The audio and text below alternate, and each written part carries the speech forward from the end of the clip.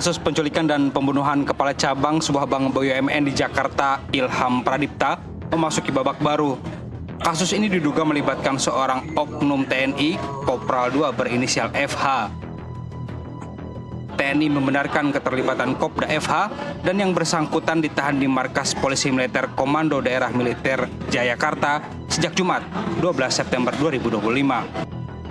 Saat korban Ilham Pradipta diculik pada Rabu 20 Agustus 2025, Kopda FH tidak hadir tanpa izin dinas atau THTI dan kemudian dicari oleh kesatuannya. Belakangan terungkap, Kopda FH berperan sebagai perantara yang mencari orang untuk menjemput paksa atau menculik korban Ilham di sebuah lahan parkir sebuah pusat perbelanjaan di Pasar Rebo Ciracas, Jakarta Timur. Atas jasanya, Kopda FH disangka menerima sejumlah uang.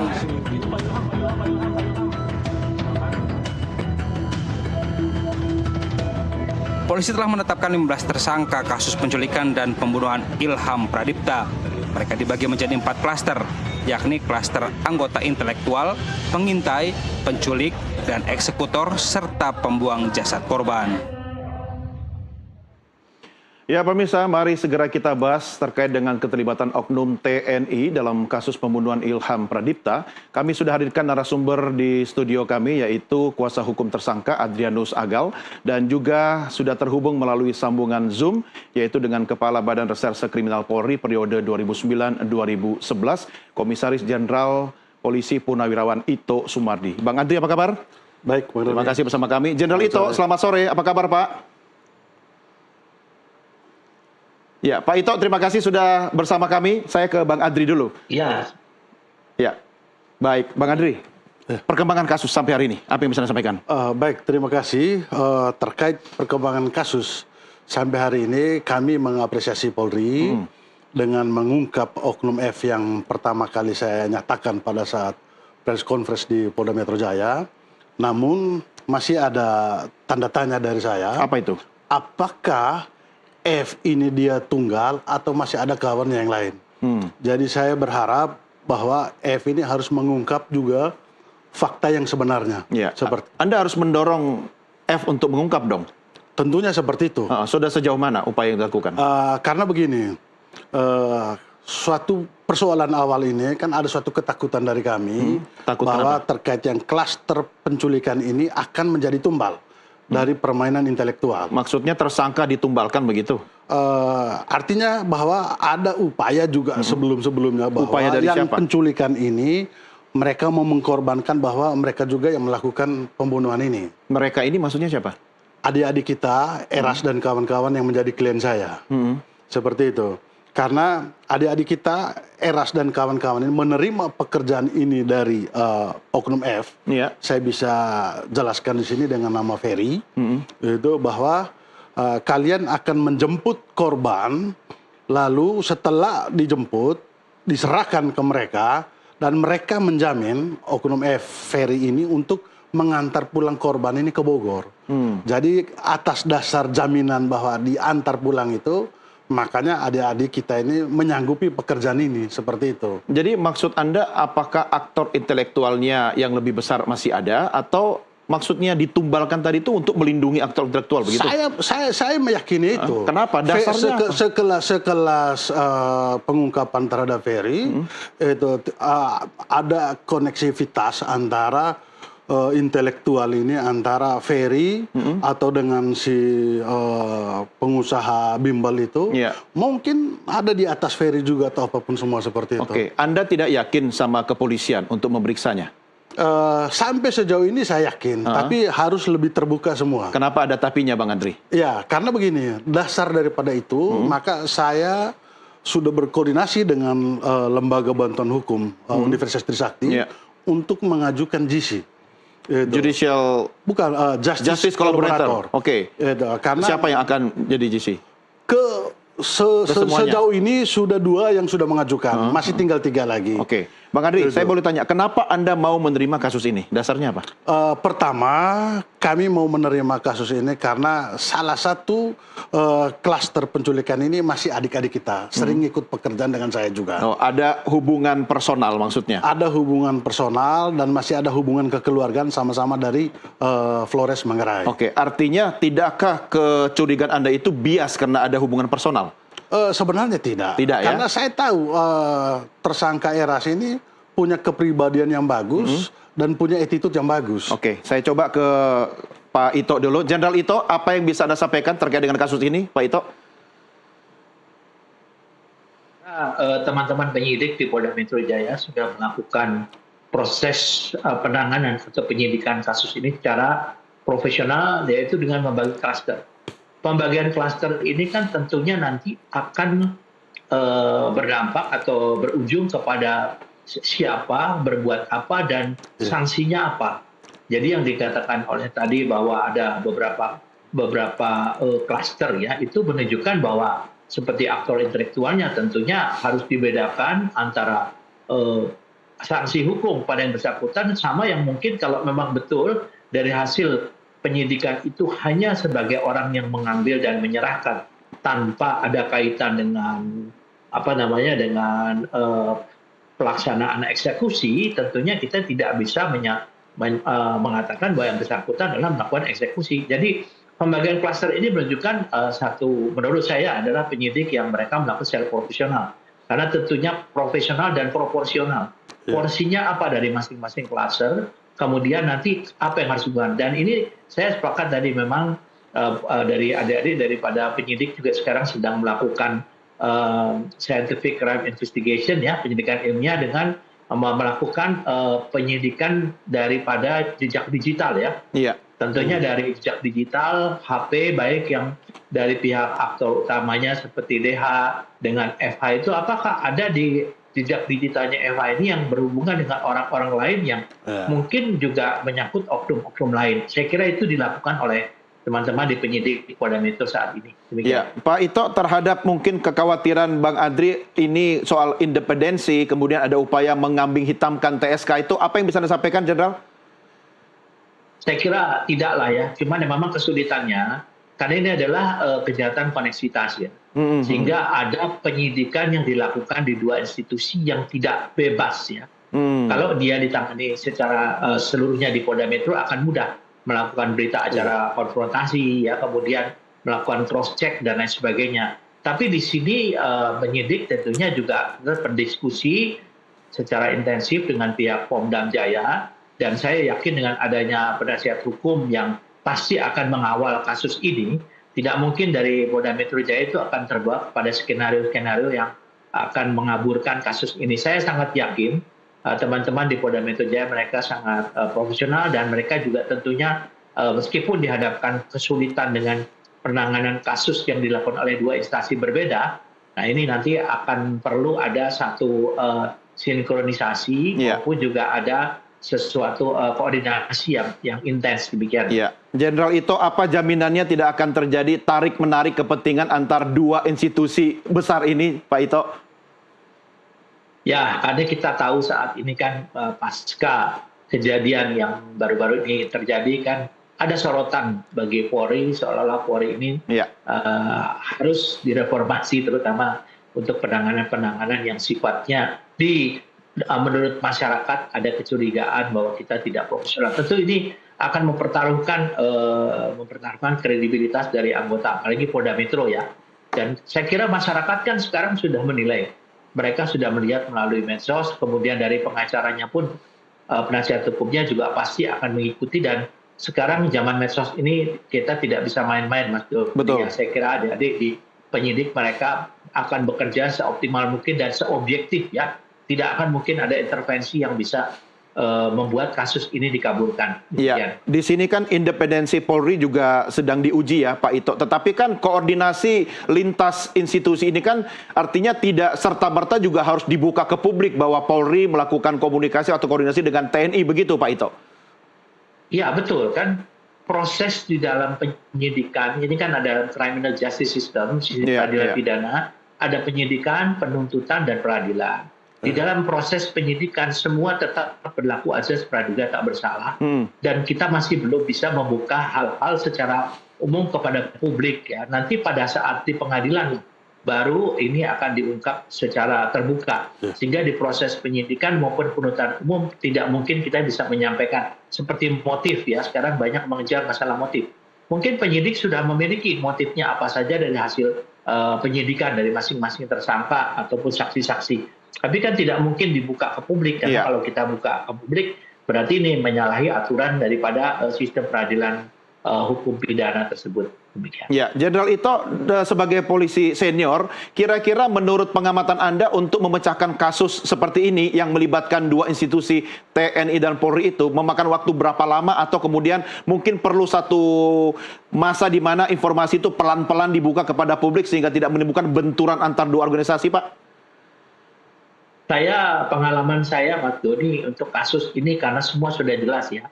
Kalau dari teori segitiga pembuktian kan ada tersangka, ada saksi, ada barang bukti. Ini ada semua kan, ada korban, ada tersangka, ada saksi juga, dan ada barang bukti. Saya kira ini merupakan kasus yang tidak sulit ya. Ini saya yakin mungkin dalam waktu tidak terlalu lama ini sudah bisa diajukan ke penuntut umum untuk diteruskan ke proses peradilan. Dan ini tentunya tergantung juga daripada bagaimana penasihat hukum mengawal kepada Polri. Jadi saya dengar ada namanya Justice Collaborator JC. Betul. Ya. JC ini juga tentu akan jadi pertimbangan dari LPSK, Lembaga Perlindungan Saksi dan Korban. Itu juga kalau memang bisa membuka semuanya, ini pun tentunya akan sangat membantu. Dan tadi saya katakan bahwa jejak digital ya, jejak digital kita berharap tentunya daripada peralatan komunikasi daripada tersangka ya, yang oknum N ini pun menjadi objek bagi pada penyidik di Pemdam sana untuk melakukan penelusuran ya, dengan siapa saja yang bersangkutan melakukan komunikasi dan dalam kaitannya dengan kasus yang sedang ditangani. Ya, Pak Ito, apa yang bisa Anda sampaikan kepada Bang Andri sebagai kuasa hukum tersangka bahwa proses ini akan berlaku seadil-adilnya, seprofesionalnya dan setransparan mungkin? Silakan, Jenderal. Ya, kalau menurut saya kita kan ada juga Komponas ya. Kebetulan saya sekarang kan sebagai penasihat ahli Kapolri ya. Tentunya ini pun juga menjadi perhatian kita. Dan kalau ada hal-hal yang mungkin ganjil ataupun ada sesuatu yang tidak sesuai dengan norma, tentu kami pun juga akan mengingatkan ya. Dan saya menjamin ya, insya Allah bahwa teman-teman di Polda Metro Jaya pun ingin kasus ini segera selesai dilakukan penyidikan, diserahkan ke penuntutan. Karena masih banyak sekali, Mas Doni, kasus-kasus yang sekarang sedang mengantri ditangani oleh teman-teman di Polda Metro Jaya. Percayalah bahwa Polri akan berlaku secara profesional dan objektif. Baik. Jenderal Ito Sumardi, terima kasih sudah berdiskusi bersama kami. Selamat sore, Pak Ito. Selamat sore, teman-teman. Ya, baik. Dan pemirsa, saya masih akan lanjutkan diskusi dengan Bang Adrianus Agal tentunya setelah yang berikut ini. Tetap bersama kami.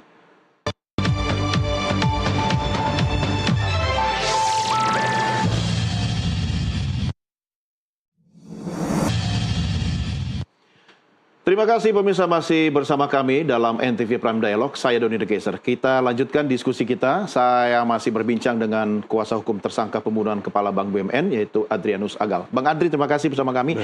Tadi kan Jenderal Ito sudah menyampaikan bahwa Polri akan bekerja dengan profesional.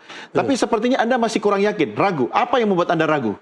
Begini, sebenarnya bukan ragu ya. Tapi kalau ada kata begininya itu ada yang disembunyikan itu. Biasanya begitu.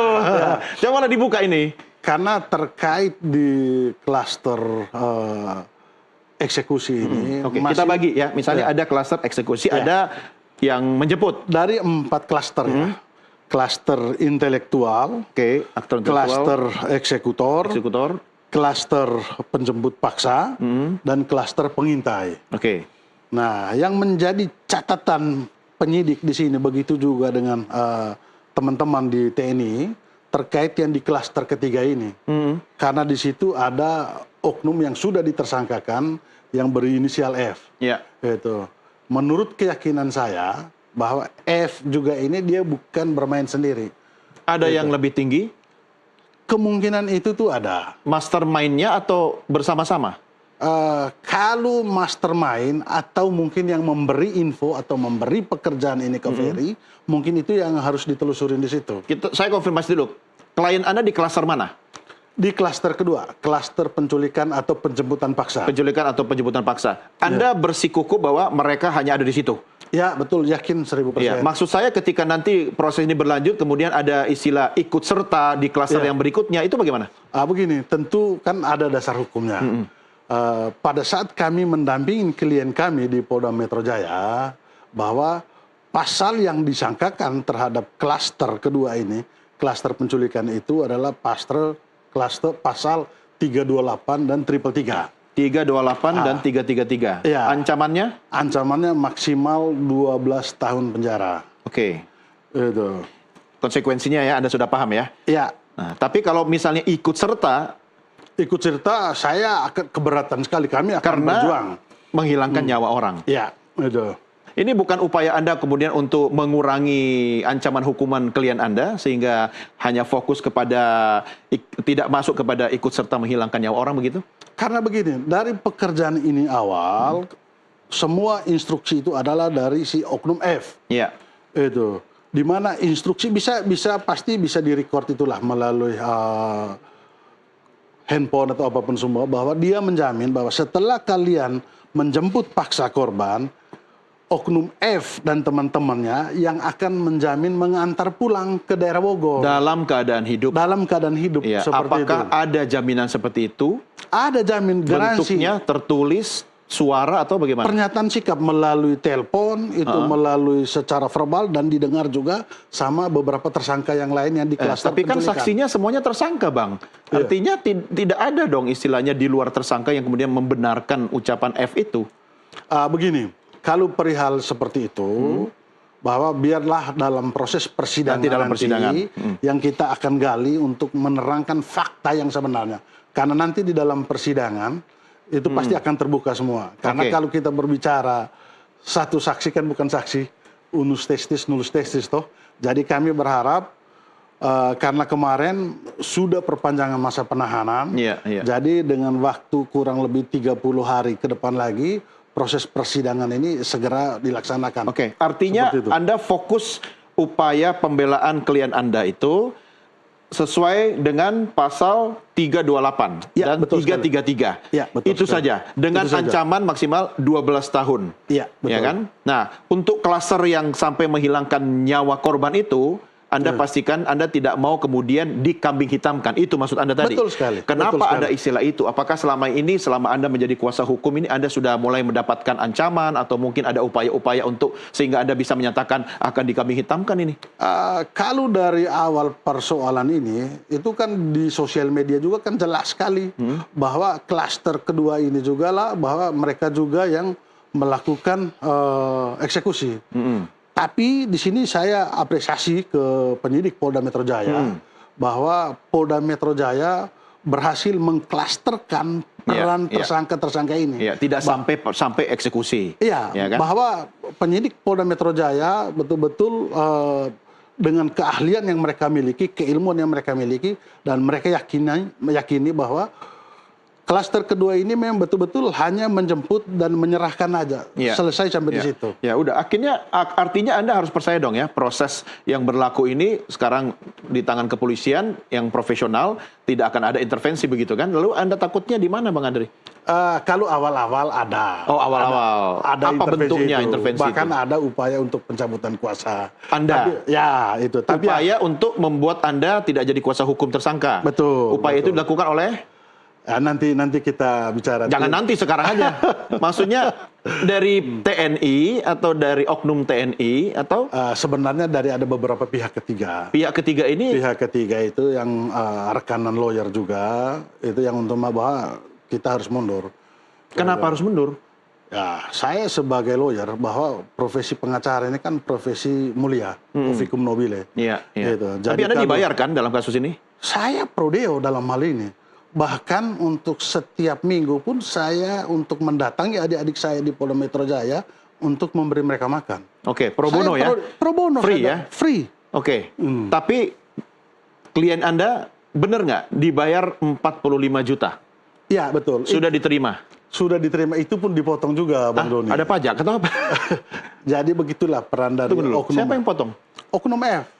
Oknum BF yang harus menyerahkan itu 50, tapi pada saat dealnya bukan segitu. Dealnya berapa? di 50. 50. Dan penyerahannya juga di daerah Pulau Mas ini. Kok dekat studio kami ya? Iya.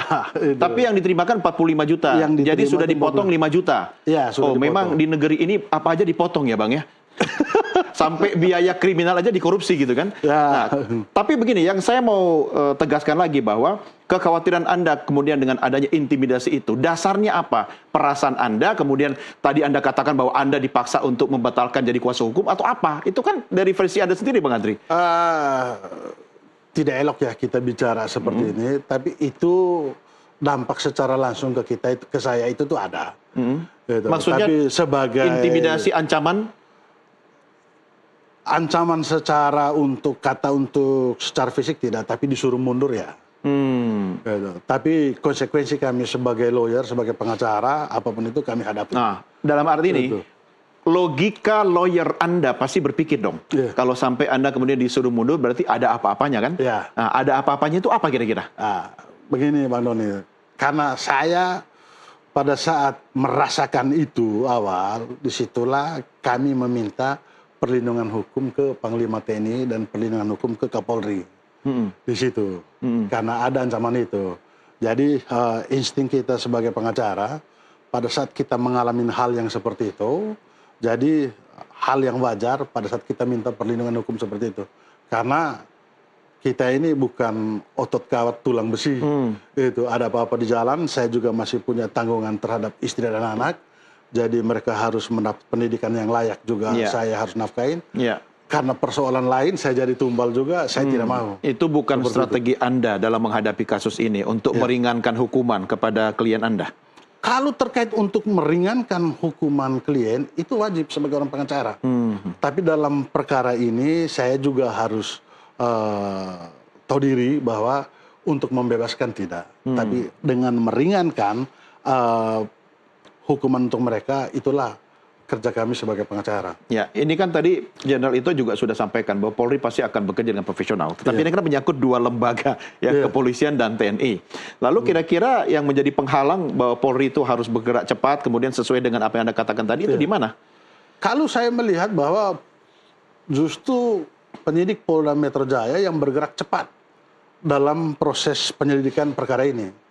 Yang lambat menurut saya dari TNI. Di mana itu? Karena baru hari Jumat kemarin baru ditetapkan tersangka. Sementara kita sudah mengungkap, udah dari tanggal 28, kita udah mengungkap peran dari si F ini yang sudah ditetapkan tersangka. Kan jeda waktu begitu lama sekali. Kan proses pemeriksaan silang juga itu udah dilakukan. Tapi kenapa baru kemarin? Mungkin perlu berhati-hati karena kan melibatkan institusi oknum dalam sebuah institusi kan? Ya, betul. Nah, kehati-hatian itu yang mungkin Anda salah artikan bahwa dianggap sebagai sebuah ancaman. Oh, bukan. Bukan. Itu berbeda itu. Oh, berbeda ya. Lalu kira-kira kalau memang ada upaya intervensi itu kemana? Artinya melalui F-nya atau ada pihak-pihak lain yang kemudian akan masuk dalam kasus atau gimana? Ada pihak lain yang memang mencoba untuk menelpon saya dan itu mungkin 2 atau 3 orang lah. Itu minggu kemarin juga sudah ada telepon juga untuk suruh saya untuk mundur. Tapi ya sebagai lawyer bahwa ini profesi mulia, saya harus. Ya, tapi apa yang kemudian membuat Anda yakin, Bang Andri, bahwa intervensi atau tekanan itu sebenarnya datangnya dari oknum TNI misalnya? Siapa tahu ada orang yang kemudian mengail di air keruh. Nanti saya tidak bisa menjawab di sini ya, Bang Don ya. Itu bagiannya persidangan ya? Di persidangan semua. Artinya Anda sudah menyiapkan peluru-peluru lainnya? Ya, bahkan kemarin kan kita udah ajukan di Justice Collaborator itu, di permohonannya kita. Terkait seperti apa permohonan GC-nya kita, kan kita tidak bisa buka di sini. Nah, soal GC itu sendiri, bagaimana peluangnya? Nanti yang akan menilai GC ini adalah majelis hakim. Tapi karena prosedurnya harus melalui lembaga penjamin saksi korban, jadi mereka yang akan mengawasi nanti seperti apa nanti dalam proses persidangan, tetap majelis hakim lah yang akan menilai dan memutus. Seperti dari perspektif Anda sendiri sebagai kuasa hukum tersangka, Apakah kemudian yang menjadi mastermind ini merupakan satu orang, satu pihak, atau ada beberapa lapis, Bang Adri? Kalau logika saya, Iya. itu bisa jadi itu tuh ada di klaster ketiga dengan klaster keempat itu. Oke. Nah, mereka lah yang dader atau intelektualnya di situ. Mereka lah yang merencanakannya di situ. Yang sponsorin juga? Kalau perihal sponsor ini kan sudah lihat, tapi seperti apa di situ saya juga belum tahu. Karena kami ini kan terputus. Tapi karena analisa saya di media sosial seperti itu. Oke. Saya bukan polisi ya, Bang Adri ya. Iya. Saya juga bukan hakim. Tetapi dari perspektif Anda, motifnya ya sampai akhirnya kita duduk di sini membahas kasus ini, apa sebenarnya? Justru sampai sekarang, Bang Doni, saya belum mengetahui. Dan kalau macam perihal ini, saya juga tidak mau tahu. Karena saya biar konsentrasi aja di klaster kedua, di klien saya. Karena kalau macam saya masuk di situ, berarti kami dianggap mengetahui.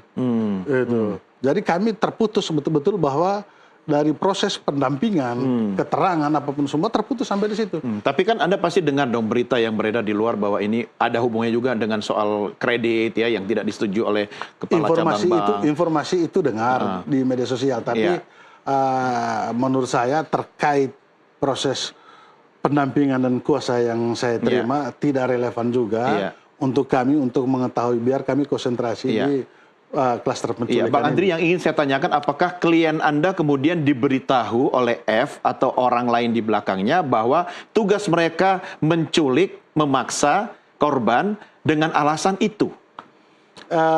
Yang pasti perintahnya adalah bahwa pada saat si F memerintahkan ke Eras dan kawan-kawan untuk penjemputan paksa ini bahwa ada salam dari pihak tertentu. Salam dari? Ada salam dari pihak tertentu. Pada saat waktu berhasil dijemput,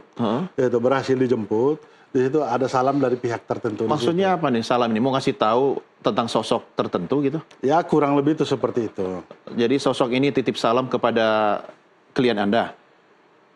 Lewat F? Oknum F, dia berbicara ke Eras? tersangka Eras. Eras, pada saat kalian berhasil menjemput korban, tolong sampaikan pesan dari itu. Itu dilakukan. Jadi maksudnya sampaikan ke korban ada salam dari oknum ini. Ya. Siapa yang nitip salam itu? Saya juga udah kurang paham namanya. Inisial. Nggak, makanya ada etika juga, jadi kita tidak harus menyebut di sini seperti itu. Itu yang membuat Anda curiga? Justru itu. Tapi sekarang kan dengan F ini ditahan, keyakinan saya untuk membongkar kasus ini sudah mulai yakin bahwa akan rontok juga pelaku yang lainnya. Karena kemarin kan sudah terkunci tuh di 15 itu tuh. Ini kan sudah ada penambahan satu lagi tuh. Akan ada penambahan yang lain-lain lagi nanti pada saat di persidangan. Besok kabarnya ada rilis bersama Polda dan juga Pomdam ya? Benar? Saya belum tahu itu, tapi besok juga kami ke Polda juga untuk lihat adik-adik di sana. Agendanya apa? Ya biasa kunjungan biasa kita yang sebagai lawyer, sebagai keluarga untuk kita memberi makan lah untuk mereka. Berapa kali Anda sudah berkomunikasi dengan klien Anda, Bang Adri? Cukup dan seminggu dua kali. Seminggu dua kali. Oke, selama kunjungan atau bertemu dengan klien Anda, apakah ada informasi-informasi yang disampaikan yang mungkin yang ya ini hanya sebagai asumsi ya bahwa mereka juga menjadi bagian dari sebuah jebakan gitu atau gimana? Bahwa satu hal yang paling pertama itu bahwa kemarahan yang besar dari Eras ini terhadap si F. Kenapa marah? Bahwa dialah yang membuat mereka menjadi tumbal sekarang ditahan di Polda. Kan sudah terima duit. Tapi perjanjiannya adalah bahwa mereka hanya menjemput paksa dan si F ini yang mengantar pulang korban ini ke Bogor. Ternyata pernah diantar pulang dalam keadaan tidak pernah sehat. diantar pulang dalam keadaan hidup. Itulah satu kemarahan dari Eras. Nah, klien Anda itu tahunya kapan? Tahunya itu tuh pada saat tanggal 21. Setelah berapa hari? Kan tanggal 20 itu mereka melakukan penjemputan paksa. Satu hari. Habis setelah itu mereka menerima uang, Eras ini pergi ke Flores untuk mengikuti acara adat di Flores. Itu dimana kalau di sosial media sebelumnya kan berbicara melarikan diri.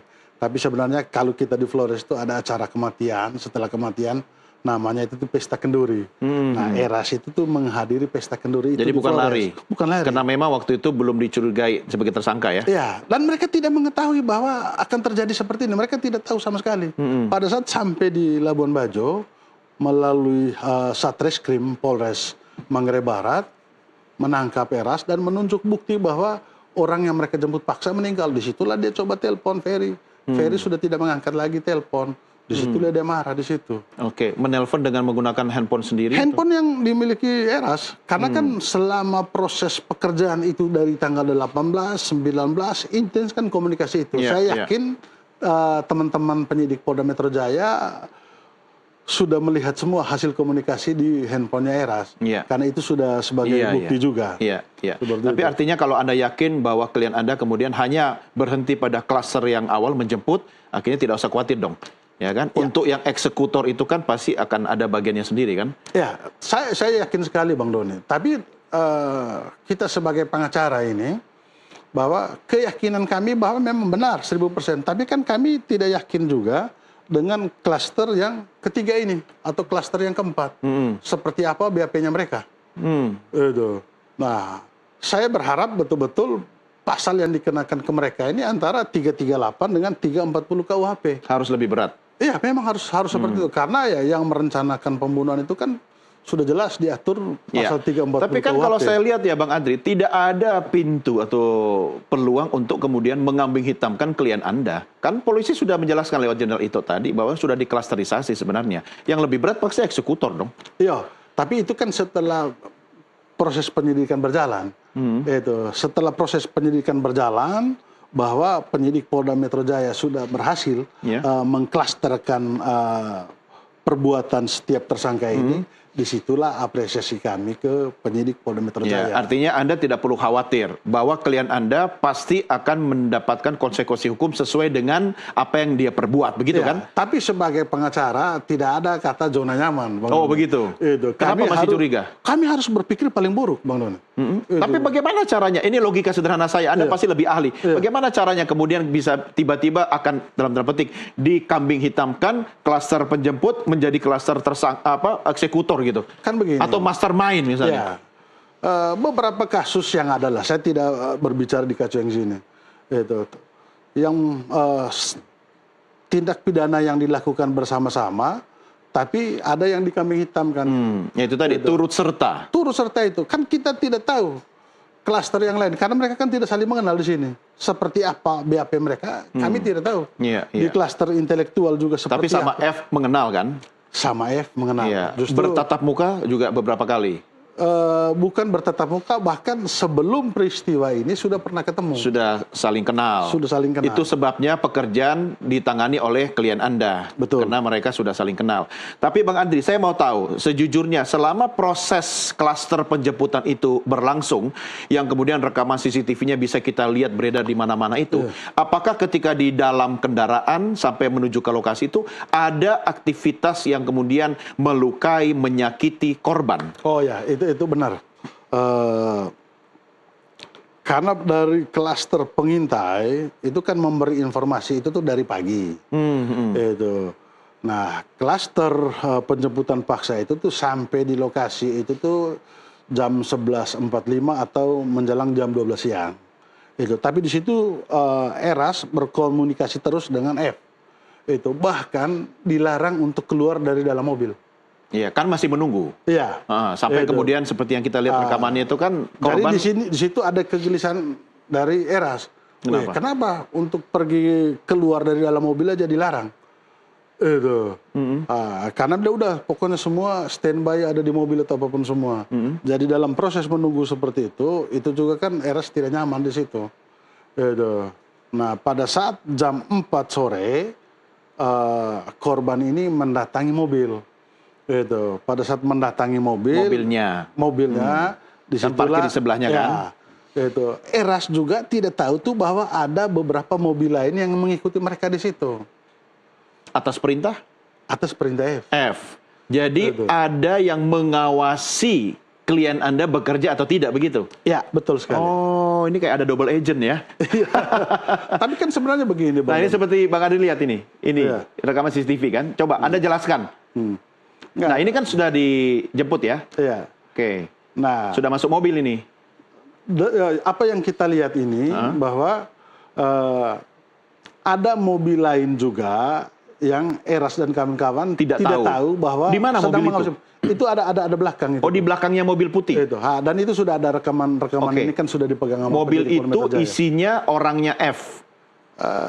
Yang setelah kami mendapat informasi dari penyidik Polda Metro Jaya, itu tuh yang ada sebagian tuh klaster ketiga itu. Oh, ada di mobil itu? Di klaster ketiga itu ada 2 atau 3 mobil.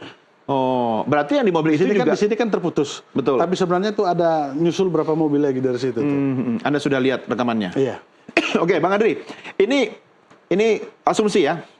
Saya begini, ketika kemudian akhirnya korban meninggal dunia, apakah memungkinkan klien Anda dianggap turut serta karena selama klaster penjemputan paksa itu terjadi aktivitas fisik yang kemudian melukai korban sehingga puncaknya kehilangan nyawa waktu masuk di klaster eksekutor. Jadi itu yang mungkin bisa dianggap turut serta.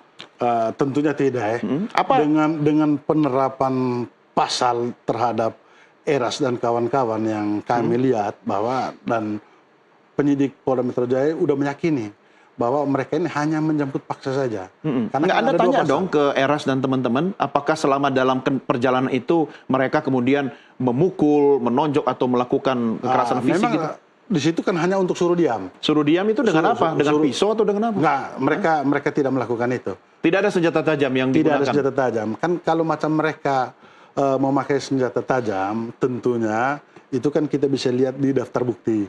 Itu bukti-bukti itu tuh tidak ada. Yang betul-betul yang menjadi bukti yang ditahan sekarang di Polda itu handphone aja. Jadi Anda bisa yakinkan Ya. bahwa selama perjalanan klien Anda tidak melakukan kekerasan fisik yang bisa saja berujung pada kehilangan nyawa ketika sudah sampai di eksekutor, begitu? Oh tidak, karena kan pada saat waktu diserahkan di landasan pacu Kemayoran, itu kan korban ini dalam keadaan hidup di situ. Iya. Cuma maksud saya gini, Bang Andri, kalau orang itu kan misalnya dikasih racun, ya kan, mungkin minumnya di mobil, tapi matinya setelah sampai di lokasi gitu loh. Oh tidak. Enggak ya? Tidak. Anda bisa yakinkan itu? Saya yakin Dan Anda 1000%. sudah komunikasikan dengan klien Anda? Sudah. Oke, Sudah. Bang Andri, saya harus akhiri diskusi kita. Tetapi apa yang bisa Anda sampaikan kepada pihak kepolisian dan penegak hukum agar kasus ini bisa menjadi terang benderang dan Anda juga yakin bahwa tidak akan ada intervensi? Dengan berjalannya waktu dan perpanjangan penahanan ini, saya yakin tekanan itu dengan sendirinya menurun. Ini karena ini kan sudah mulai kewenangan jaksa sudah. Iya. Itu. Ya, tekanannya pindah ke kejaksaan maksudnya. Tekanannya sudah pindah ke kejaksaan seperti itu. Jadi sekarang Anda mewakili berapa orang tersangka? Sekarang sudah 2. Sudah 2, siapa saja? Eras dan Andre. Oke. Akan ada penambahan lagi yang lain. Berapa total nanti? Nanti Semuanya? Nanti mungkin berapa ya? Antara 3 atau 4 lah. Oke. Kalau Eras dan Andre sendiri perannya sudah terang benderang, sudah Anda tanyakan? Sudah semua. Karena kita mendampingi. Oke, Itu. artinya dengan dikenakan pasal 328 dan 333, konsekuensi hukumnya adalah 12 tahun penjara. Ya, ancamannya Ancamannya maksimal. kan, ancaman maksimalnya. Dan itu yang Anda perjuangkan, Iya, tidak betul. lebih dari itu. Tidak lebih dari itu. Oke, pasal apa yang Anda takutkan kemudian akan disangkakan sebagai bagian dari upaya kami kita? Dari awal yang kami takutin itu adalah bahwa mereka ini turut serta. Itu. Tapi ya kembali lagi bahwa saya apresiasi Ya, ke kepolisian ya. kepolisian bahwa mereka bisa melihat peran-peran para tersangka ini. Ya. Oke, baik. Bang Andri, terima kasih sudah bersama kami. Selamat kembali melaksanakan aktivitas Anda. Terima kasih. Dan pemirsa, kami akhiri diskusi sampai di sini, tapi jangan kemana-mana. Setelah ini kami masih akan kembali dengan beragam berita lainnya. Tetap bersama kami.